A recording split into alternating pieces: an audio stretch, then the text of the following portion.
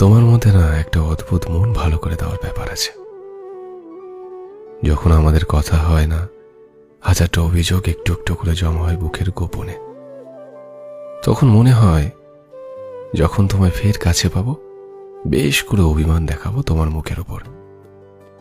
কিন্তু তুমি যেই না সামনে থেকে কথা বলতে শুরু করো, আমার অভিমানগুলো ডিপ ফ্রিজের বরফের মতো ঠান্ডা হয়ে যায়। দিন শেষে রোদ্দুর মাখা বাচ্চাটার মতন শান্ত হয়ে যায়। তখন শুধু তোমাকে শুনতে ইচ্ছে করে, আর মনে হয় কি তোমার কথাটা যেন ফুরিয়ে না যায় এখনই।